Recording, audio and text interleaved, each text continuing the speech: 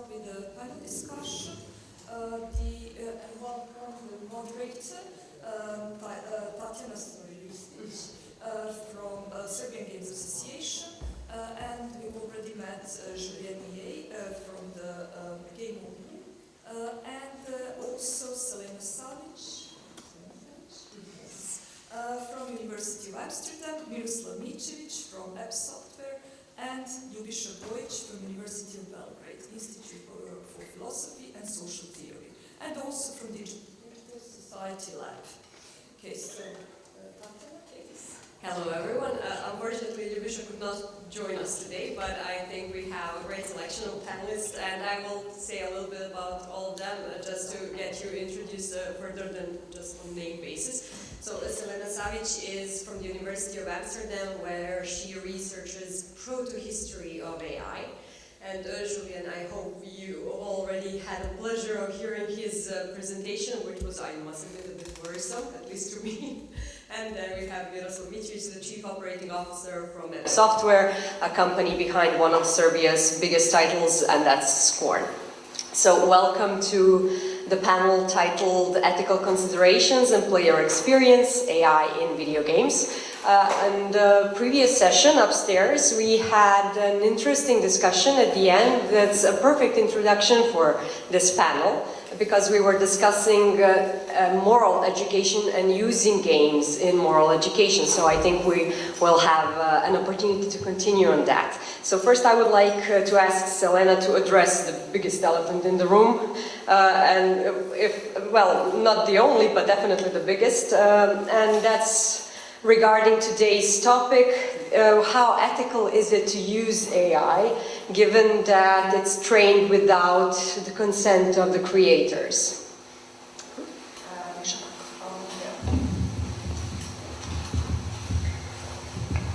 Is this very noisy or working?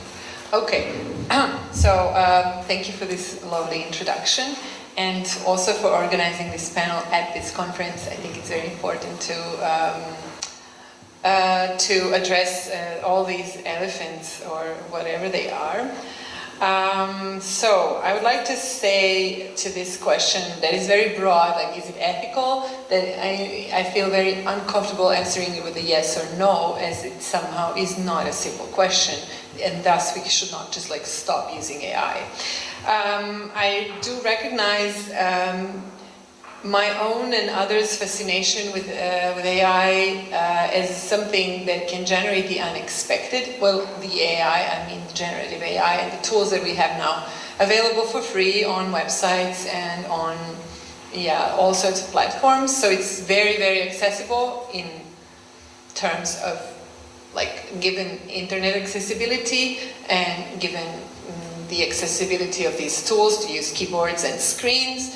It is then very possible for somebody to generate stuff with AI tools, and also for free. Like, that's very interesting. And what is fascinating, I think, is this kind of randomness, the defiance of logic, the possibility to see stuff that you were not making yourself. And this is something that is beyond automation. So, of course, we talk about this kind of ethical problem of automating work, but we are not necessarily talking about the kind of game design just because now it's possible to automate its steps. We're thinking like, what else does it do but just automate? Because we could have automated before. This was not a problem. The problem is how to generate something unexpected. It's a problem that we face every day. I wake up and I need to do something. I need to do work. My work has to be new. I am not allowed to publish a paper I published yesterday. I have to do it again. I have to say something more. So I think this is kind of this funky promise of AI to sort of reflect on that possibility to generate unexpected things. So in that sense, I do want to affirm the possibility to at least play with that possibility of generating, in the sense of reflecting on what AI is generating and thinking whether I would like to make that, whether I would like to have done that, whether I would like this thing to exist. So there is like a lot of creativity in our own engagement with things that are these kind of artifacts produced by AI. I don't think that I would like to ever discuss with anybody whether AI is creative or intelligent. This is not interesting for me, and I please ask you to not ask me those questions, because I don't think this is an interesting or productive discussion to have. The point is that yes, there are things that are generated, yes, we can see them, hear them, read them, and then we can think like, what is it, what does it mean, why is it like this, do I like it, would I like this thing to exist? And then when we do that, I would like to add a layer on this kind of problem of having all this data. We also see kind of the logic of AI whenever we generate things. We see the logics by which it functions. This is something we also discussed in the moral education panel. Like, there are very specific logics as to how things are being understood, where things come from. One is like, where does the data come from? And just this morning, I read about the news that a person who was so-called open AI whistleblower for the perpetual legal struggles they have for the data that they have, well, basically stolen. And I would like to also discuss what stealing means in this sense. This person had committed a suicide. So we're living in a time where stealing data has led people to become very rich or to suicide. And stealing means not only because the data is apparently publicly accessible, this is true, we can all read that, but the way this data is being used has never been agreed, and nobody has ever been asked if their Reddit posts are actually there for OpenAI to use. And even when we did sign terms and the conditions of terms and service, whatever, the TOC, we did not, these techniques often did not exist when we created the Reddit account 20 years ago. So in the end, our legal frameworks are very outdated, and the way AI has been collecting, the way AI companies that are operating today have been collecting data is, let's say, quite unethical. There is nothing of consent or even an idea of consent that they could present us with. So given that, I think it's actually quite interesting to learn about the data that are in the data sets by generating stuff. That's an interesting thing, creating actual, some people have been saying in the beginning when Stable Diffusion was published that you can basically think of the generated image as a photograph of the data set, because you won't get any photograph generated. You will get specific things because specific pixels will be aligned based on specific words. So you can actually learn about what is in it. There were lots of biases with golden retrievers being mostly generated dogs, and you can see a lot about what is in the data by actually using these tools. So I invite people to do that and think about them as kind of photographers, the tools, rather than creators of unexpected, photographers are also creators, but I think photo cameras, these tools.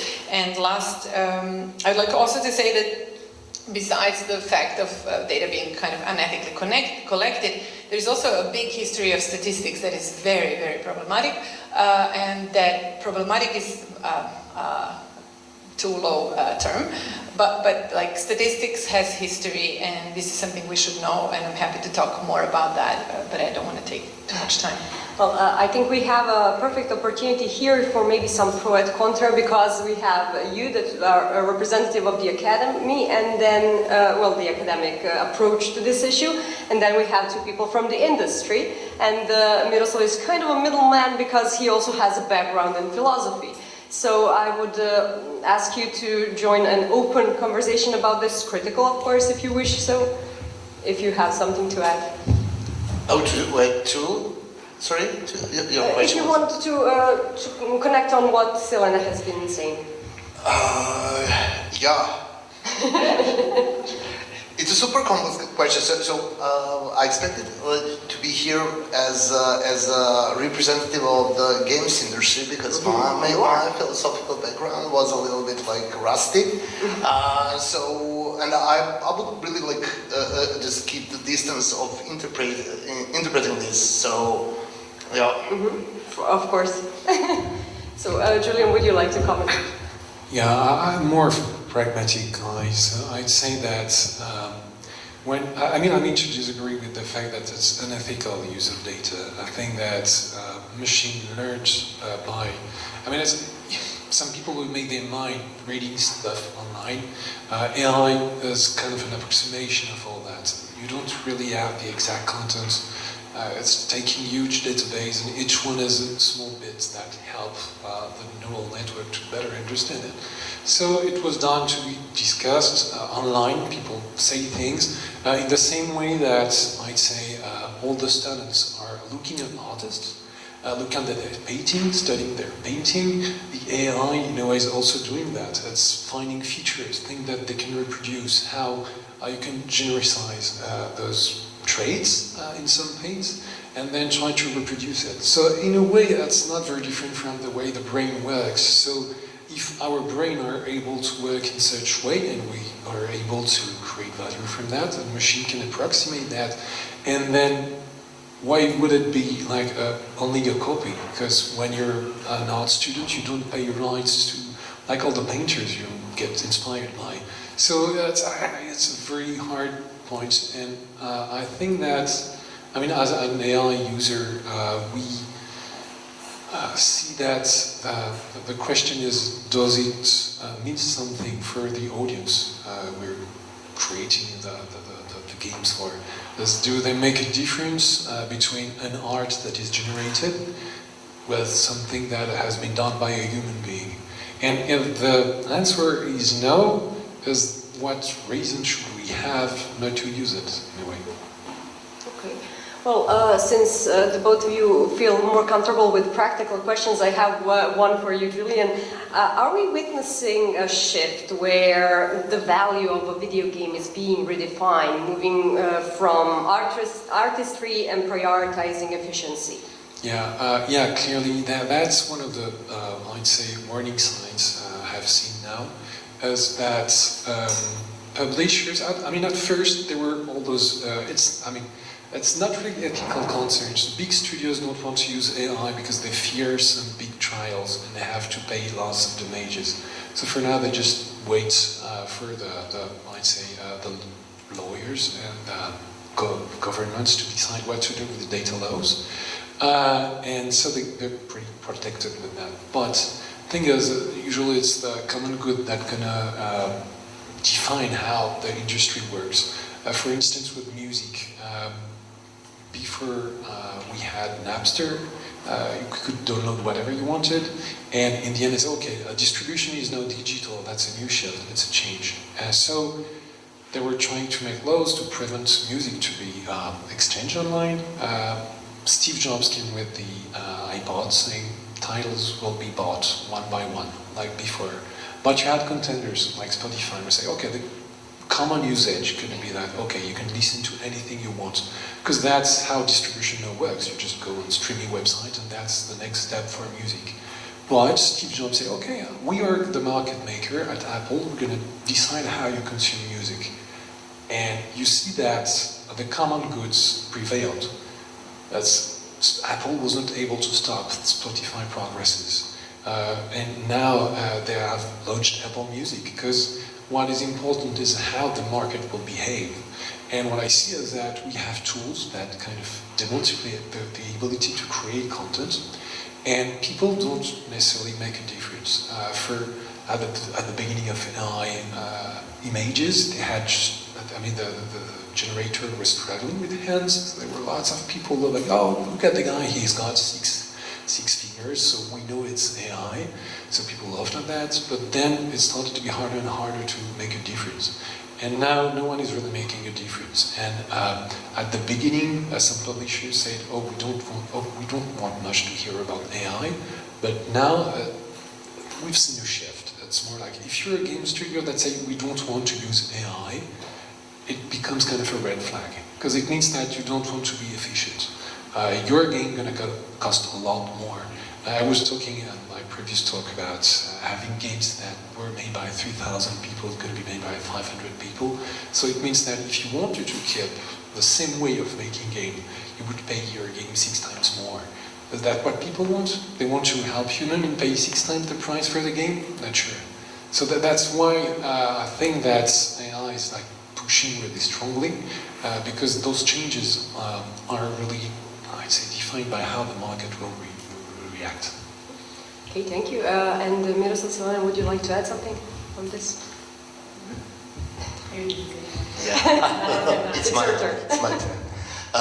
So yeah, I agree on this what Julien just said, and it's about in every industry you want to increase the efficiency and try to reduce costs. And here we have a new technology that really can add value to all those processes and exactly to these two things that I mentioned. So basically, again, like if you do not use AI in any way, you are definitely going to lose something. But still, there is a question: what is the game? And that game is about creativity, about what are the boundaries, how far can AI get, so we can all dream and we can imagine different things. But one thing is important, is like the current state of AI is the one that is pretty limited, and I think I will have the opportunity to talk more about that, like from my experience, from the experience of my student. Okay. Selena, would you like to say something? I'd just like to maybe come back to this point of the data appropriation, which I do really think it's not really like up to us to decide whether or not we consider something ethical or not. The thing is, there are like ethical frameworks that we are currently somehow living by. And there is an idea of consent and the consensual use of data. This has not been respected by companies. They have appropriated data because it's economically interesting and viable for them. It's for sure they could have also bought the data. Also, we could have been paid for posting things on Facebook. Like, there are other ways to kind of interact with us. So we would have much more expensive AI if, and I don't know if that would be actually more ethical, but you know, since it is not the case, then a lot of transactions are going by unrecorded, since there were none financial transactions, then it seems that the data is there to be used. But in a way, this is also what people thought of the Americas, this is what people thought of a lot of things, and they were sort of wrong. Like when things seem just simply available for appropriation, it is for sure different when you post. I mean, I think people were very also naive when we started using Facebook and putting things up there. It is true that Facebook had this very clear terms of services in which you give your data to them. Like, it is very much not yours anymore, the photograph you put. And this is clear, though those are very unethical business practices, right? Like, we know this was legal. This was also, so in that, I think there is like a difference between legal, economic, and ethical that sometimes get confounded when we talk about the data as it is not illegal what they have done. Obviously, they're able to legally uphold to what they have done with data. However, there is another unethical dimension of like telling a person, I'm going to take this from you, and then it's not yours anymore. And the fact that people have like, that these business practices are extremely monopolistic, that, you know, when you have this one big social network, then people are going to have to use it even for work. They're going to have to actually abide by those rules. So it's not really just like we're all free and doing whatever we like and we consent to stuff. Yeah. Okay.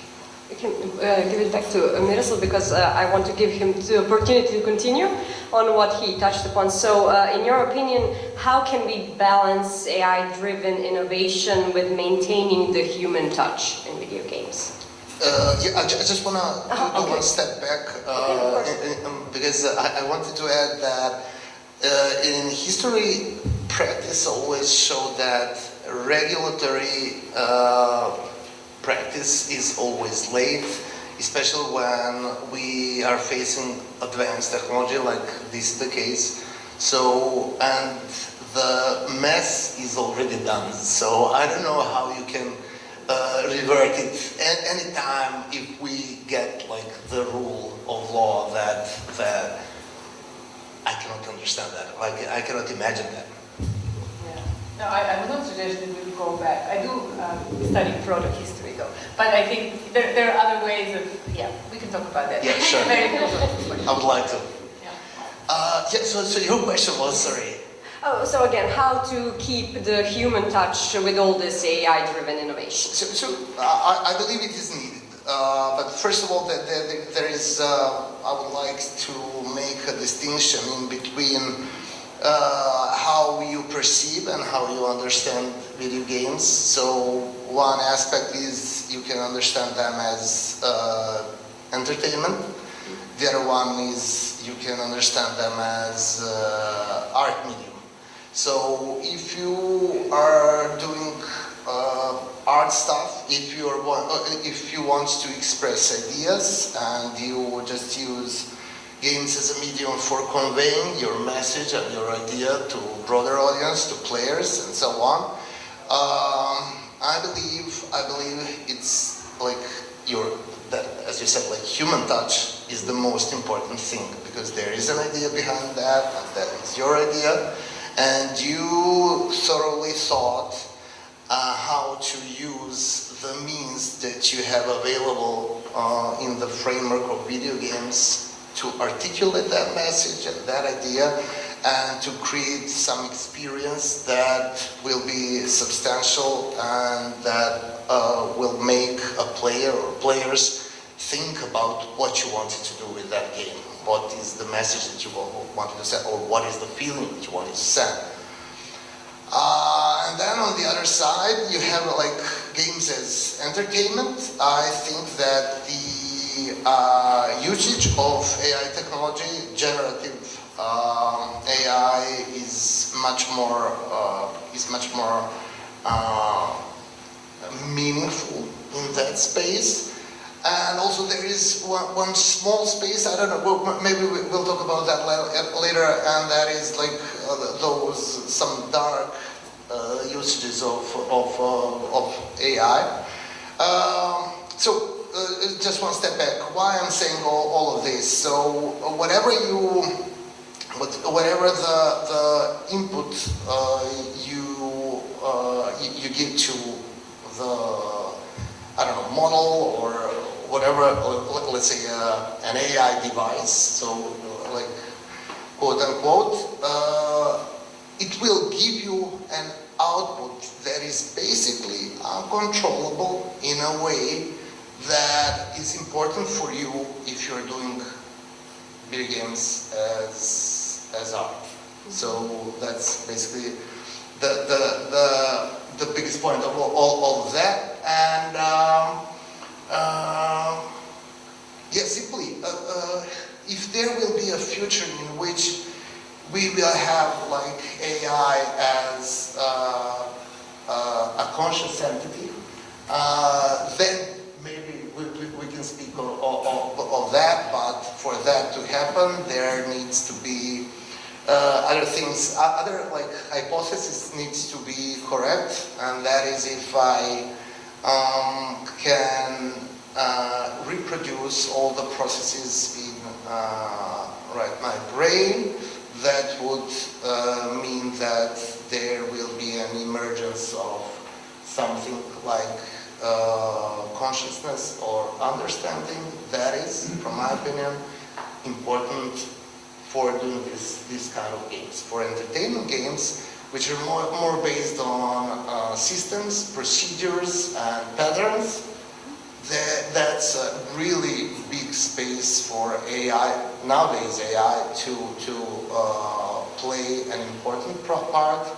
And I think that is basically happening, for example, mostly in the mobile games company, where it is the whole thing that we are talking about right now is analysis, performance optimization, both like visual, textual, or whatever kind. It's already being applied there, and there are like different consequences in that space of mobile games. As we will discuss the whole user experience part soon, but before we do, would the two of you like to add something on this?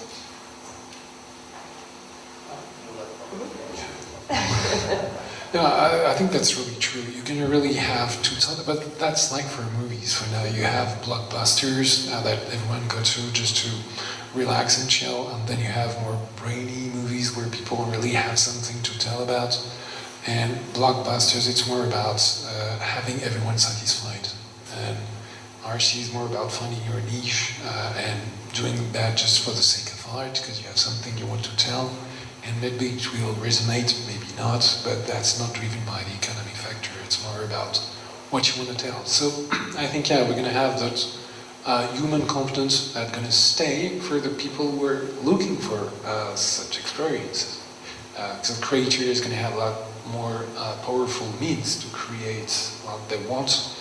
But then I think that's one of the problems of video games is really the difficulty to create those kind of procedural world, because you have to think of a systemic experience. And then I think it's really hard for, I'd say, one human or even a team of people to really bring something as complex as, a systemic adventure that is really complex if you want to express things through games. So I think that there's a limit to what one can express, but of course it will resonate to some people. But then the mainstream going to be the mainstream. You're going to have big studios still finding ways to please everyone, and in that AI will help a lot to know what works, what do not works. Of course, I think that one limit, which is the theoretical limit, is that we need not to confuse the map for the territory. That's what you do with AI, is that you map things that you analyze, you see patterns, you understand what is in some way the territory. But territory is real life, it's where it happens. If you go on Google Maps, it's very precise, but yet it's still a map. You can zoom, you can see the Google Street View, but maybe the things do not exist anymore. And that's kind of the same thing. If you overanalyze, you can imagine trends, but you never know what's going to work. Right now we have a huge amount of data to kind of determine what could be the next success, but right now we are in crisis. Where publishers have no clue of what's going to be the next big thing, and they can't find a way to make sense of all that data. So I think that is mostly because as human beings, we are able to know if we like something or not, but we're not able to say what we would like to see and what we would enjoy playing. And that's really one of the hard things, is when you use those AIs, there's a point where you can't know what people will like. You can guess, it's really hard. Like, let's make a game that no one has seen that everybody gonna like. That's really hard. So that's why we have those big behemoth, big franchise like Call of Duty, Battlefield, because we know that all the players are seeking something very specific, and we just bring it to them again and again. And we have that kind of approach that helps us to have those monuments. But yeah, I think that the limit is that we can't know what could be the next big trend. Selena, would you like? Okay. I would also like to ask the public, you don't have to wait until the last 10 minutes to ask questions, so let's take a few questions from you if somebody would like to ask something. If not, we will continue. We heard here in the discussion, there was a comment that if studios are not using AI, it's a red flag because they don't want to be efficient.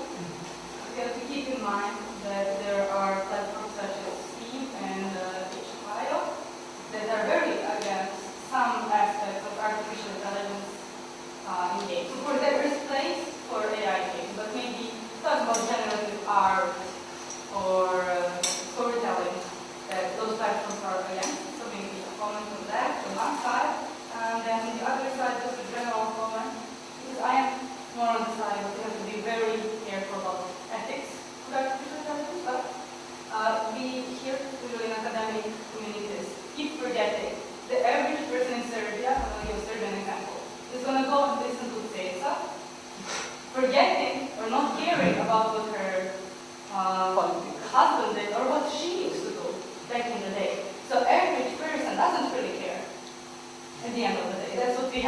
mind, and they constantly forget that here in these settings.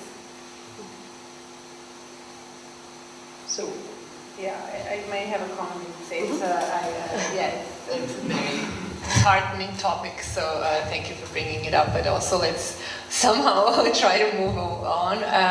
I think, yes, it's quite interesting when you say that an average person is going to forget about the harms brought up by her husband and herself, and going to listen to and enjoy in her concert, and then also to think that some people actually appreciate those things that they did and thus go to the concert, and some people go to the concert because they don't care. Some people go to the concert, I mean, for Julien, maybe you need a bit of an introduction. This is a turbo folk singer whose husband was a war crime warlord, and I don't know, I mean, maybe people will disagree with the 90s history with me. I think I don't want to retell it here, but it's a very and also she was like owning, and he was owning this football club, and like selling players and doing like all sorts of criminal, like any criminal available to them, they would use it. So yeah, those are like unethical people, let's say.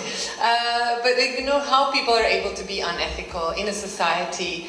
It is actually quite complicated to understand why that both people who don't care about the crimes and people who actually congratulate on these crimes will meet at this concert.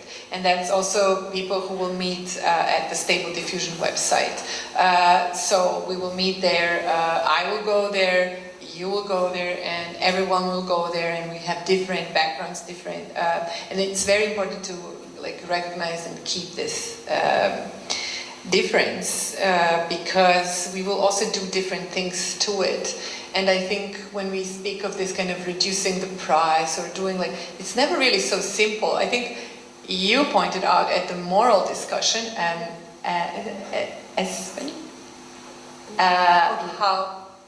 how like there's this kind of black boxing of the player, and that each player is different. Like, sure. So it's never really, we can never have a perspective that's sufficiently relevant to everybody, and that is also sufficiently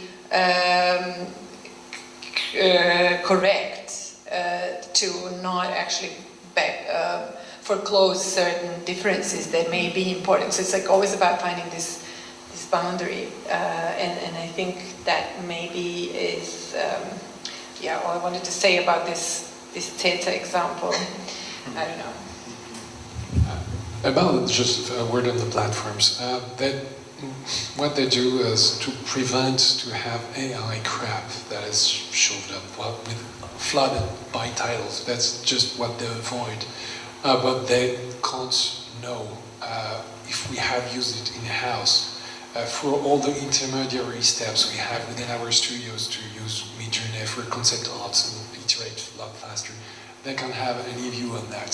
And I think this is where the limit is that they don't want you to use, I'd say, a game that is fully generated, because of course it would be flooding a platform that is already flooded. So that's why they put those barriers. But they know that they can't say no to any kind of generation, because of course studio use those types of generations. I think that... Yes, if I may, I like the metaphor between Cesar and AI application in game development, but I don't support it completely, because I don't think that we are comparing two similar evils. On one side we have a convicted and executed by other criminal, not by the official state. And in the game industry we have a gray zone of ethically questionable practice of applying amassed knowledge as the background for generative AI. So, but what Tatjana said is a great point. Consumers finally don't really care as long as they get amusing content and good games. So it's a thin line into going into by not allowing efficient technology to be applied in industry, and also preserving the intellectual rights of all the people that enable generative AI and not getting compensated for the work exploited by the digital feudalism and large platforms utilizing that AI tools. So maybe I would add a little bit of complexity to the great direction, a good metaphor essentially. I think it was just to show people are ready, average person in Serbia is ready to go over that fast. They don't care. The average person does not care about That's a good point. They're ready to just forget about it. I saw another arm raised there. Yeah, just sort of piggybacking onto this discussion and those great contributions. I was wondering, since you mentioned that regulation comes too late usually, but we do have ethical frameworks. So do we already have some sort of best practices to ensure that AI ethics frameworks are not going to become toothless tigers, so to speak, in the games industry? So I'd be interested if there was already any established practices. What's your experience with that?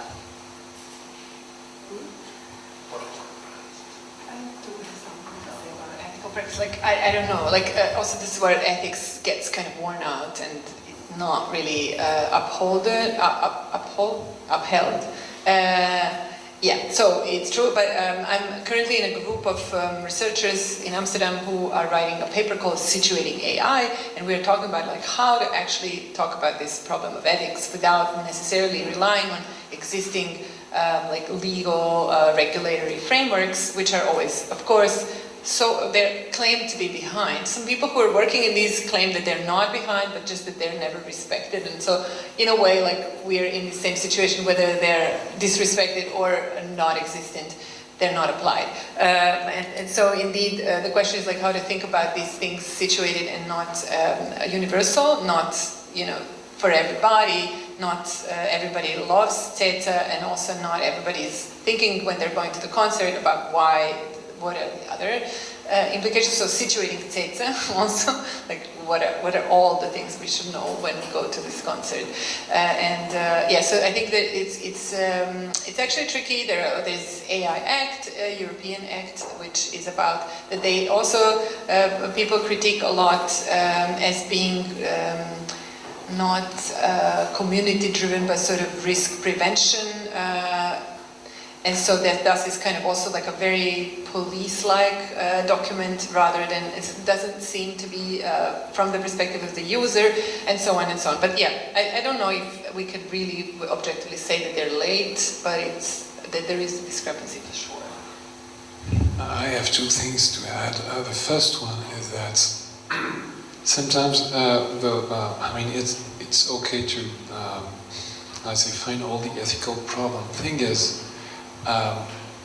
you can have some ethical content. For instance, that's how Adobe did with their Firefly, as they have Shutterstock and other big data that is legal that they have, and the rights are clean, so they can do whatever they want with it. So the technology behind works quite well and is exactly the same as any Midjourney or whatsoever.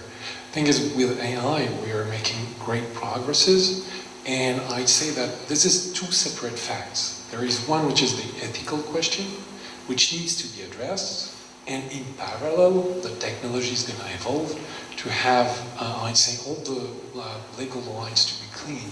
I think it's really important that people fight for their rights, for artists that think that they're being stolen of their work, because there are indeed lots of added value from the work, and it's normal that they want to share of what's being created by even part of their work. So that's one thing. But I'd say the overall direction is really driven by the market forces, and of course some of the value will be transferred for creators, and we really hope that some of those algorithms really are going to be able to give some money to them. But these are two separate processes. The second thing also I wanted to add is also those concerns are very cultural. If you go to China, for instance, they have a very different vision about where is the added value. For instance, it took me a lot of time to understand that deep difference. In China, if you're able to paint as the master, you are becoming a master. No matter who has the idea of the technique or whatever. If you're able to do the same, then you are, on your turn, the master. And in Europe, we have a lot of protection for the idea. And for instance, we protect our song, we protect lots of things. But that don't necessarily have to be the case in all parts of the world. So this vision of what is property, what is not, is something that is goes through culture, and that culture can also evolve. So if you take the history of music, sampling at first was considered as crazy because you take bits of music and put it somewhere else. You're using the work of someone. But yeah, I mean, no one now say that sampling is not an art form anymore. That rights have been cleaned, because of course there were some questions raised about that, but it's really two separate topics. I will give the opportunity to the audience again a bit later. I would like to just move to a bit of a different issue we wanted to discuss today, and that is player experience and the use of AI in creating it. So Miroslav, do you think that AI can improve gameplay experiences, and does it risk manipulating the player through targeted personalization and dark patterns? Yeah, so we need to take this complex question part by part. So the first one, and it's again like the throwback to what we were discussing, and it's a little bit related to the thing that you mentioned by your question, and that is, okay, you are basically using the knowledge that we have through history as a civilization, a human being, and so on, and you're just like digesting it and getting something as a result, as an output. I think that was kind of thing that you mentioned, and then you said that we are basically using AI as an assistant in our process of getting to ideas. So, and this is like internal processes, and nothing of that probably goes out. That is the process of how we get to ideas, how we develop it, how to be more efficient in those kind of processes. But the final result and all of that is basically something that like thousands of people could be doing for a certain amount of time. And now we have technology that just speeds that up, and we get like instant results that we can use to improve our processes, to be more efficient, and to get to some ideas that we would probably, or maybe not, but just helps us be creative. And I personally do not see anything wrong with that. We just have like some new technology that we need to use that way in order to create some great stuff, which will be unique and compelling, and that will address really players and create some experiences that will be memorable and that everybody will talk about them and so on. That is what drives me. That is what inspires me, and that's why I'm the part of this industry. And this is how I see AI really can help in this internal creative ideation, conceptualization processes. All of that I see as very helpful, besides like using ChatGPT in everyday stuff like emails or something, or other like assistants that are very common. But the other part of the question is about, can it improve player experience? From my perspective, there are those like processes that I mentioned that are based on analysis of the feedback of players for player testing. Then you have like fast work on any kind of data that you get from players, and all of that can be used in order to improve player experience. That is the very important thing. But also, and I think that is good. So if you have like, if you have the right hypothesis in terms of I, as a developer, want to produce this kind of experience, and then I can have data to test against, and this can help me with that. That's fine. So the answer to your question is yes, it can improve player experiences. But also there is like, because you mentioned personalization, which is something well, like a little bit shady, because the first association that I have with that is exactly mobile games. Exactly, that's what I thought. So the thing about that, I'm not from mobile games industry. I know a little bit about that, but the basic idea that I have about it is that it treats players to basically those games that earn the most, they treat players as cash cows. So it's the only important thing is how to milk those cows as much as possible. So all those games are not like basically they are made to scratch the itches, and all those itches are basically addictive buttons that all of us have. It's just about do we expose ourselves to treats that are coming from outside, and those games are like the perfect environments for that. So AI can help them really big, and they are doing like that right now. We can see that also in the ad tech. So because so all those privacy changes that were accepted by Apple and Google cannot help that much. We still have like targeting for ads that can really hit any person right in the eye and just trigger whatever needs to be triggered, simply because it's like reduction to the human existence, to the level of automatons, and that is scary, and that is the scary understanding of who we are.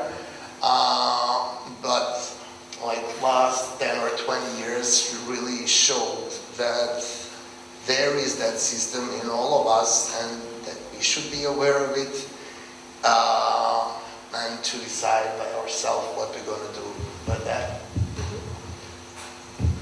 It's totally true that it already exists. For instance, in Candy Crush, King, the company behind it, is a data-driven company. And it's really hard to fathom to what extent they adapt the game to you. Depending on where you are, the candies do not have the same colors. And even inside a country, you have different colors, because they know that the appeal is going to be different. The way the progress curve is going to be made, you're really clustered in your time of experience. They see if you're someone that's going to try hard, if you need to have a push, the way they do those notifications, it's really like evil. It's a data-driven company, and that's exactly the future you're talking about. So yeah, it's true that on mobile devices, the most successful companies use those kinds of approaches. And to discuss a bit more about the user experience, because that's really one question, is how AI transformed that experience. And the thing is, not that much. It's surprising, because of course for the creators, the tools are very different, but the experiences we propose are kind of the same. You know, even if you see those smart NPC or whatever, it's not changing a lot the adventure. Because most of the time what you do in a game, you want to see someone, to be given a quest, to know what you have to do. And of course you can now talk for hours to the first NPC in the game. Who's going to do that? I mean, you want to do your adventure and go to do interesting stuff. So to follow some kind of level design. And I think this is because most of the time when you have new medium, you start to analyze it through how it was done before. At first, when movie arrived, it was like film theater, live performance. You know, it was really, look at the movies of the 20s, it's really fixed cuts, and so it's really horrible to look at it. You feel like you're being in a theater, so it's really different. And you say, okay, it's because that's all that they know at the time. They didn't know that you could move. You also had technical limitations. You can move the camera and stuff like that.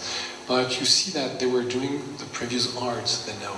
And when games started to be here, at some point, they were like digesting all the different arts. Like, okay, we're going to make some text dungeon where you have some choices.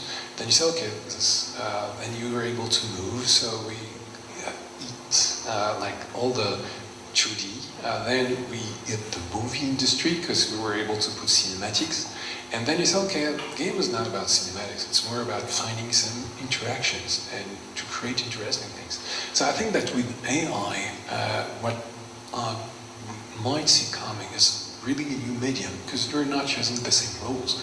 It's not about replacing games, because still you're going to have the same way that you have live theater, you have movies, you have also live experience, for instance, which is live theater embodied by actors. It's new ways of having those kind of new mediums. And I think that AI will bring some new types of creativity, because the tools you're going to have will allow you to go in different ways. And at first, of course, we say, okay, we have AI, we want to do games again, because that's what we are used to do. And we're the best place to make like, okay, we can do better games. But I think that we're going to be able to make new types of experiences that is a lot different than games. And the surprising thing is that, for instance, I know that OpenAI, and I think that's one of the Chinese also, I don't remember the name of the company, but they had at first some money they poured into making tools for games, but they realized that what they have goes so much beyond the experience of gaming, that they have a very different way of creating things, like interactive movies where you can be one of the characters, and they think that it will appeal a lot more the audience than creating games. So in a way, I think we might see a new art form coming from that, and that is not planned yet, that we don't know about yet, but it will surprise us in a big way, like maybe 5 years, 10 years of time. Would you like to add something? Okay. Then I have a question for you. In the previous session, we also touched upon serious games. So can critical games and serious games help us as tools of inquiry when it comes to AI in general? Yes, probably yes. I can stop here or say a few more words. Think of serious games, of course. Those are not very popular games that we all know about, but maybe everybody has played a serious game sometime. I think of the most wonderful Mole Industria games, which were about like the exploitation of McDonald's or like all sorts of industries rendered into game mechanics, where you would learn about different exploitations happening, taking up the role of the manager of the, packing hamburger line or picking soybeans, or I don't know, all sorts of things where you actually get to learn like what is even entangled in the McDonald's industry. So for sure, if we take what you say about the kind of elements in current game systems where AI could do some work, there are certainly many things that AI can help, and I'm interested in in two things. One is, for instance, another reference is this landlord's game, which turned into the Monopoly. So, like, how to not do that. There was, I think it's in 1984, I wrote some notes for myself, where when Lizzie Magie released or published a game called The Landlord's Game, which was to explain how private property actually extracts value unjustly and puts it in the hands of people, so that proposing also the solution to be that there is no private property, and the private property should not be something based on which you could actually get any value. Like, you can have land, whatever, why is somebody supposed to pay you for being on that land? That's a concept, a cultural concept. It's not necessarily true. So that is an interesting thing to think, well, how could we get out of these preconceptions of what is fair and right, maybe using AI as this kind of thing that gives us unexpected, unexpected visions. And then I did want to talk about the experience of playing a very simple game called Semantle, which is built with not an AI, but a machine learning small kind of model called the word-to-vector model based on Google News. So Google aggregating news from all sorts of journalists publishing these very quick stories, and then all that aggregated into a big model with which you can interact, and that interaction is supposed to be just like joy and entertainment.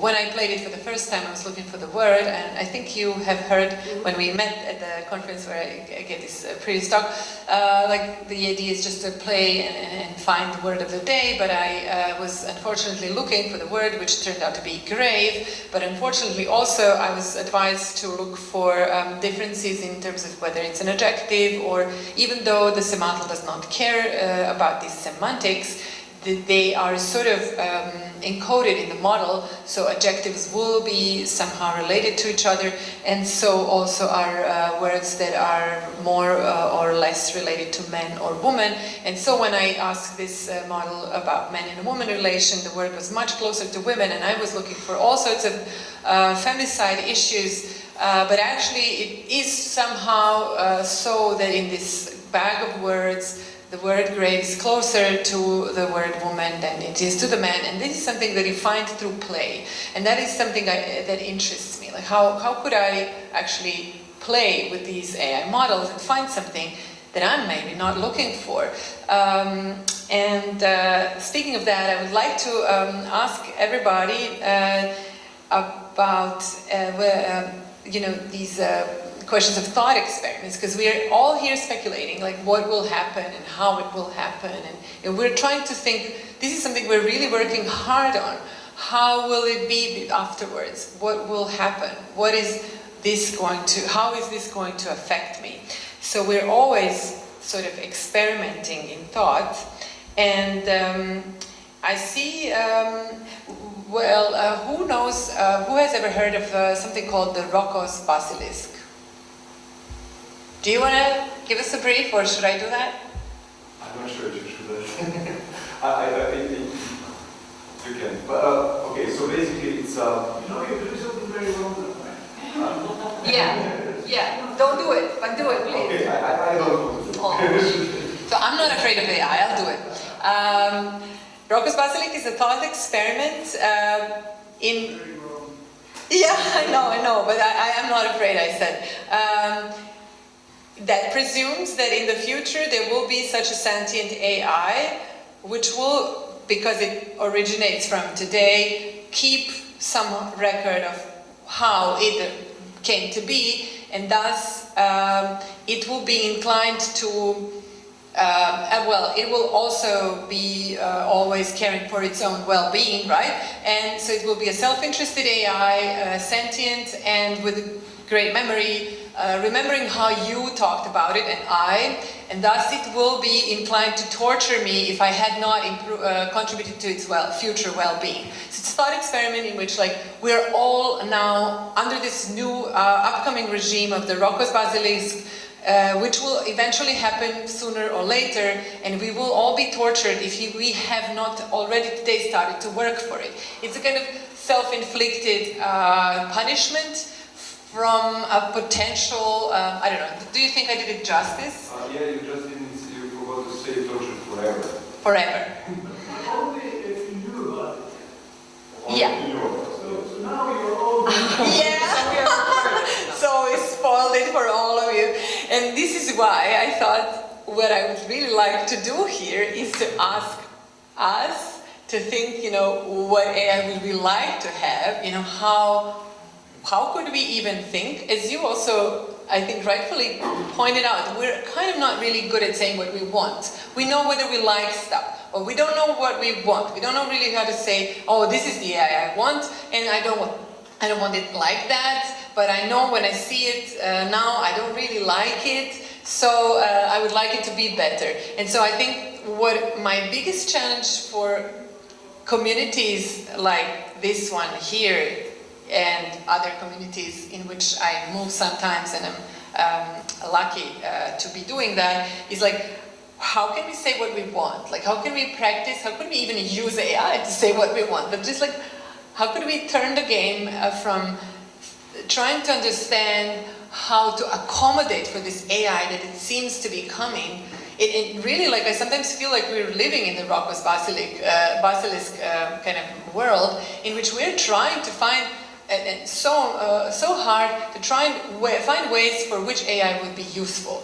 Like, I've been told by this wonderful professor of just informatics in Amsterdam that he very well realizes that technology comes to people through a cycle of oppression, because technology is not something we ask for.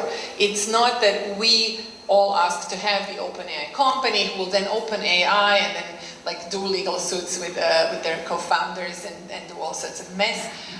We did not actually want that, but we now have it, and we now have to do something about that. And what we most tend to do is to think like, oh, well, how could we like let it be? How could we make it useful for ourselves? And there are all sorts of ways in being useful to us, maybe to make better games, but also to just like serving it, Sometimes there is like this idea that we need to like be able to use it, thus or not exist. Like you mentioned with the companies that use AI, that don't use AI are not serious in game. Like there is this kind of fear or sort of kind of panic of catching up with AI, and that's something that I would like to sort of resist together and speak about. How could we not have a panic of catching up with AI?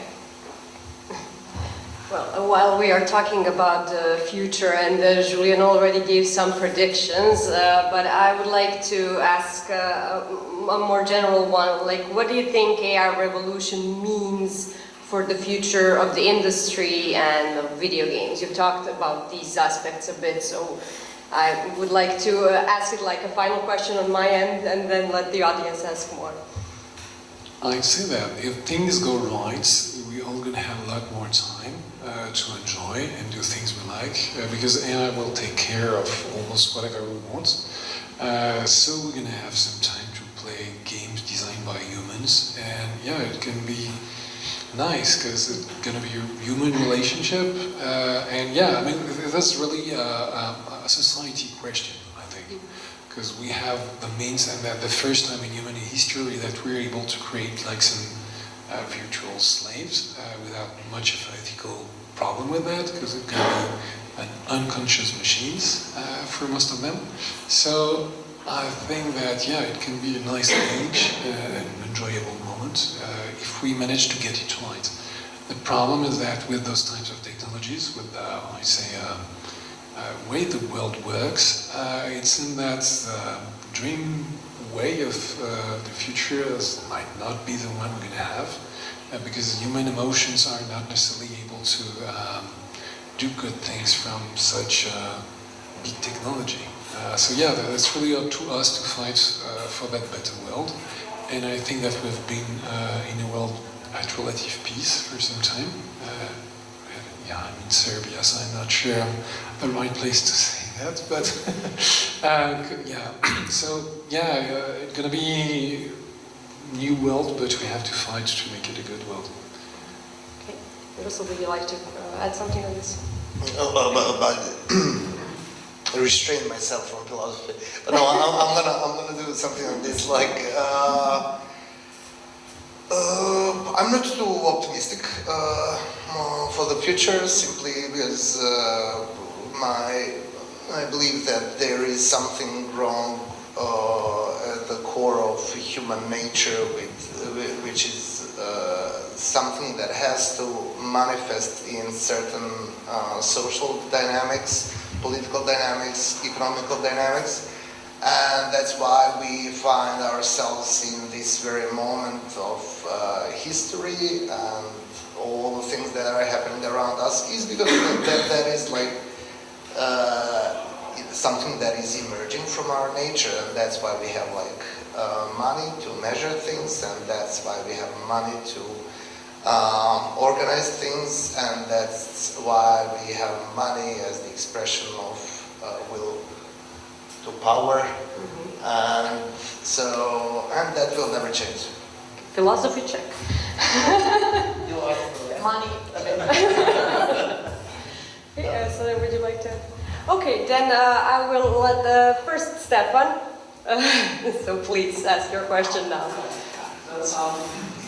of the things that sort of confused us in the previous discussion was that certain things that on an individual level might not be ethically troubling are extremely troubling at scale. So if an individual person decides to give all of his data to Meta, we can always say, well, that's an individual choice, right?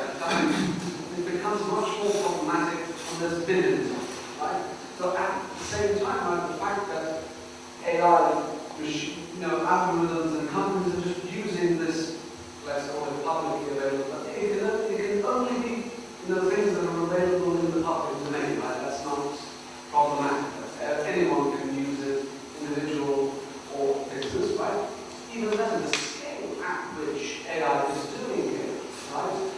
The sheer disruption that it portends to bring into nearly every facet of our existence is in itself problematic, right? And I find it particularly interesting and very ironic that Judaism was mentioned, because some of the more recent research into Luddite is actually quite instructive to this discussion, because many of the Luddites, in fact, a good deal of them, were not some uneducated reactionaries that were afraid that machines were going to take their jobs or whatever. No, they actually saw it as an affront on their human dignity. My work is so meaningless that you're going to replace it with a machine. Right? Of course, we do manual labor with those craftsmen in some sort of factory doing manufacturing work. But they saw it as a step toward Marx said, called the alienation of their labor. So when we have AI that's actually embedding itself into all of these industries and creative practices, right? We can say now what it will enhance. Does that not reduce the humanity itself of that output? And is that, again, the universe which we would like to sort of hurl ourselves into? It transcends, policy issues. It's a sort of meta-ethical question, perhaps, but something worth asking, I think it really goes to, there's no finite answer to that question. I think that everyone has its own answer, and that might be the problem. It's also the problem. But I think that's one of the things you see in anthropology, as for instance, we realized recently that ants are a lot more different than we thought between each other. They have very different behaviors. Some want to go really far from the nest, some do not want, but want to stay near the nest. So I say that in the nature, we have that kind of variety of behaviors that is ingrained. I think that we humans are kind of the same, but to a more complex levels, and that our position to AI is exactly with the same nature.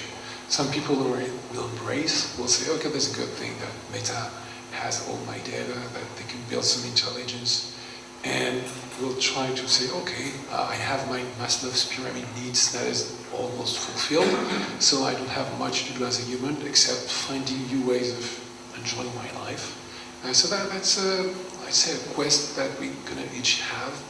I think that if you asked a human being that was here like 10,000 years ago, and you were able to talk with him and explain him the world we're living in, he would say, oh, maybe all my basic needs get covered. What could I be able to do? Maybe the civilization we are right now is unfathomable to him. So maybe that not far future from is really hard to understand right now because of the context we're in. It seems like, wow. But maybe once some people are going to be there, and the answer might be pretty simple for each one, so it's hard to know.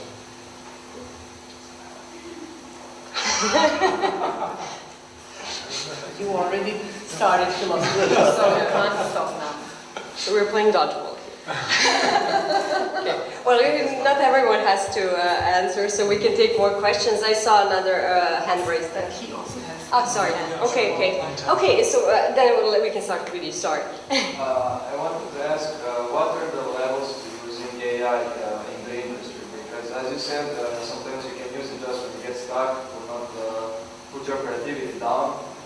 But are there any levels higher than that when it comes to making games? We are. The more it goes, the more we use it. So basically, we're using a lot. It depends on what the tools can bring. I know that for art, I know it's a bad thing in some way, but we have replaced many of the concept artists who've been used to work with. Because you go so far, so fast that it's hard to compete with such tools. So basically, I think that as the tools progress, we replace things. Because we just want to make good games. We have, I'd say, as a company, we have limited funds. So what we do with the best of our efficiency, we would love to be able to spend more money on that, but we're just making arbitrary decisions like, I don't want to spend too much on that, so we cut costs because we can, I'd say, pay more developers or just increase the quality of our game. So you just have to be really careful of what technologies are emerging and use them as soon as you can, because that's most of the studios are going through right now. So I'd say that there is no particular way. Level design can be changed like from yesterday to tomorrow with new tools that allow you to, create biomes and so on. You just say, I want a hill, then you have a hill with whatever vegetation you want to have. So you just have to look carefully to the tools that fit the best of what you want to make, because it's really up to your decision as a game designer, as a conceptor, as what will I bring to the table for the experience I want to create. And maybe the experience you want to create do not require AI at all. If you make a simple puzzle game, there have been so many puzzle games that works well, like Baba Is You. It can't be done by an AI, and it was a huge success. So it depends on what you want to do as a developer. Yeah, so at my studio, we are doing exactly what I said that you mentioned. So basically, we are speeding up the process because we are just jumping from idea to idea in a very fast pace. And even if the discussion is around the table, we can visualize that, like we just played with Midjourney while speaking. It just it totally changed the creative environment that we wanted to create. But I remembered one thing, can AI make the game on itself? I don't know if you've heard of the game Oasis. I've just recently heard of it. So. The Minecraft one. Yeah, Minecraft one. So it was they have built a model that is fed with a lot of data of people playing Minecraft. So the idea is that if it can build a game without any human help, no coding, no any kind of visualization, and it's basically based on the tool basically dreams up every frame, so it goes like live rendering based on what was in the frame before and what were the interactions with the mouse and the keyboard by the player, and the product is so I just saw a video. It's super creepy. It basically works, but it puts a player in a kind of a game which you can really feel like uncanny valley at its full potential, because At one point you just look there and then you look again at the same place. It's totally changed, so it's like a surrealistic dream or like a psychedelic experience, but there is no any kind of consistency in there. I've heard also that Google had a similar project about with the environment, you know, Dragon Lab. And so the biggest problem for any kind of future like that is how to produce a consistent world.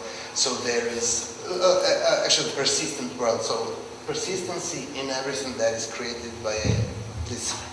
Sorry. On the Oasis specifically, I just want to add a thing. It's bullshit. Honestly, because it's really, when I was talking previously about confusing the territory in the map, it's like if someone was saying, oh look, I have Google Map, I have Street View, I don't need the Earth anymore. That's like the same thing, because it approximates something that exists, and then it says, oh, I don't need that. No, it's not true. That's really the territory in the map. So this is just the map. Aspen? Okay, I didn't see you. Okay, I have so many questions. So, Oasis, just commented on Julien, Oasis, I don't think it's bullshit. Actually, Google defines Genie as a coherent world, so we probably won't need any game engines in the future as this technology develops. Because it's about coherent interactive world, and it's about internal model that can be created from data. A question for Miroslav is, if you mentioned that we always going to have money. Sorry? You said that we are always going to have money. If money is a measure of human work, and human work becomes obsolete due to AI, what money is this for? Well, that's a very good question. So, money is concept. So, whether it's gonna be a new concept be created that manifests the need for power or anything like that, I'm not sure. So, but it's a good point. So maybe I don't know, like general income will be the thing, you know, and nobody will need to work, but I will need to you know, serve you because I feel you are stronger than me and so on, you know, like that thing is good. That dynamics of master and slave is something that cannot be deleted because it's human nature. And I have a question for Julien. If anybody can create a game, because tools will progress to the point now you can already use a prompt to generate an interactive world. Like it's in minds, probably it's going to become widely available. So why would anybody play your game or my game and not create their own? It's like if you go to someone and ask, what movie do you want to see? It's not something that people tend to do. They have a position when they see a movie, say, oh, I liked it, or they don't like it. But it's not, they don't feel like they're creators. I don't believe that everybody has creativity, wants to create things. And me, myself, I prefer sometimes to consume someone else's vision because I nourish myself from their vision of the world. So that's really the human exchange. And of course, you're going to be able to create things. But it's like if you put Midjourney to some people who don't create, they're going to have fun, like I want to see Mickey Mouse with the costume, Batman costume. And then they get bored because they don't know what to do with it. So, and just to small thing to the Oasis, I think that you will have new experiences, new kind of experiences that are very different from games, and with their own coherence, with their own way of making experiences. But I don't think that's the end of video game. I think that video game is an art form in itself, and that you're going to have a new art form. And Oasis is trying to look like a game, but it's not. I mean, it won't be a game for me. It would be a different kind of experience. So I think it's where it kind of sells something which is not what it truly is. For me, it's just the beginning of a process that will end up in just us being able to create virtual worlds by talking to them. And I think it's exactly the thing. I first when you had movies with just film theaters. The same thing, you use the previous art form and say, oh, I'm gonna kill the previous art form. But each time you see that there's new specificities. So I think it's a new branch, and of course they start by what? By saying, oh, we're gonna kill video games, that's gonna be the new big thing. And of course it should be a big thing, I guess, but it's gonna be a new art form in itself. Yeah, would you consider that as a video game, the thing that you described? Which one? The last one, where you basically talk to think and that creates like... Well, depends on is there a goal, like how you define a game, it's complicated, philosophical thing, but basically, let's say interactive experience. Games are currently interactive experience is much wider than running for a goal. Yep.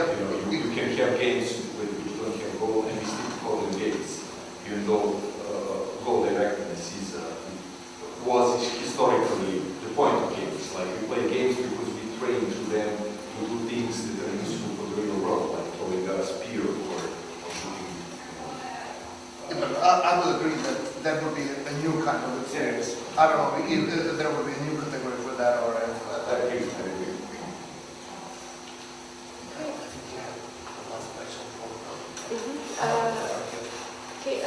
Before that, Espen wanted to ask something.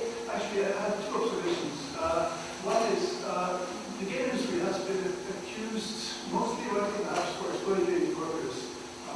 And if AI ethically can change that by not hiring those people who would have been exploited for those boring jobs, then there's a funny problem here, right? Rock off. There's a funny problem. There's more to this. But so maybe it's not so bad in that respect. You have to choose whether you want to exploit people or you want to exploit AI. The other thing is, it doesn't matter what you think about AI. And there's a very simple reason for that. The big companies in the West are pushing AI, and they have power, but there's another mechanism here, and that is China. So if the West stops their AI research and leaves it to China, that will be a problem for the West. And this is something politicians would clearly see. If somebody tries to regulate AI in the West, that means China will lead ahead, and we are in deep trouble. Or we just use the China AI because we don't have our own. So I need to respond to this. I think my question is like, what do we want? You know, it's not really like, oh, these threats of China. It's like, I've learned that apparently, a friend learned this from people, so it's not necessarily historians' knowledge, but like, people are learning in Austria that they had to go and invade Russia in I don't know which years, because they would have otherwise attacked it. So like clearly you had, but these are same like okay, these are very data backed assumptions that we can believe in, we can also give our bodies to, and yet it is not possible to know whether this would have really been different. So we cannot know whether if we let China just do the AI, we would have maybe ended up in a better world. Maybe we would be all better off if China made all our AI. You know, we don't know. How can we know that? But this is a logic which is very, very characteristic of the Western economies. Like there is this other, and you need to like combat that and dominate here and dominate there. And you know that is something that has proven to be very harmful to a lot of people. But it has been also enabling this kind of domination that you sometimes speak about, which I don't know. I don't like to think as a human and natural thing, but it has historically absolutely been there. This domination, and then the question is like how to kind of turn around this game of domination into something where you are actually able to recognize domination with, you know, how can we actually have better eyes for that and not necessarily take it for granted that something or somebody needs to dominate. Why people are thinking of like, I want my AI to do the laundry and not really to write my books. And I think you're really right to say that, you know, we still want to read books as well. It's not just about producing. It's also about this time and the calmness of reading that we also want to have. So, I don't know. I would let China do my AI. I don't care. And then just like, and then I'm again like not afraid of Rocco. We will take the last question, but let me remind you that we're going for a lunch break after, and you can ask your questions then as well. This is not the only possible time for this. So please. Yes, mine is more of a comment than a question. It's probably a good one to add on this. Like, after everybody's had their say, I come and enjoy the hand grenade to just basically try everything. The more I listen to this, the more I find myself thinking that, maybe we need AI. Maybe we need AI as a society to really blow the hell out of this whole establishment. Because we as a society, and I say this as a university lecturer and as somebody who has worked in the game industry, so I've earned most of my living on ideas, on making ideas, but we overvalue ideas so much that we have created a society where we overproduce ideas to the point where, look at our universities. We have so many universities, so many people working at universities, that most of us do bullshit.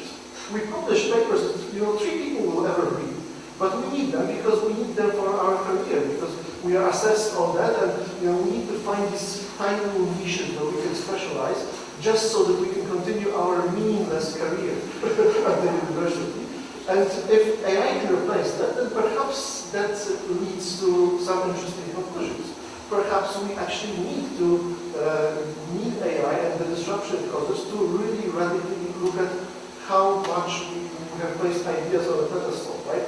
I mean, we're now at the point as a society as a whole. This is one of the most problems that we have. Academics have become so focused on their tiny little niches that we don't ever look at the big picture. We keep talking about AI, and we talk about this wonderful idea of in the future having to do work. Well, guess what? Long before AI replaces us in our activities, long before we can have AI-operated nurses, we're going to run out of nurses in real life. Because we're not looking at demographic trends as well. The whole world, almost literally the whole world, with the exception of Africa and a couple of other countries around the world, is in sharp population decline. Countries like Korea, they're looking at South Korea, they're looking at basically the entire nation disappearing within a century. China is looking at having half the current population within a century. Europe is basically a graveyard waiting to happen. Right now, we're just on the verge of being an old people's home, right? And we're looking at this AI thing and how it has the potential to replace people, and it has the potential to disrupt the game industry and other creative industries. Maybe we need this because we have been undervaluing actual productive work, non-idea-based work. Maybe we need this.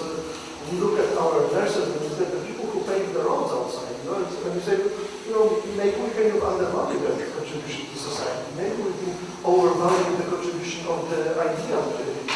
And remember, copyright law as it is, it's a relatively new concept in human society. It has 500 years, maybe 700 years.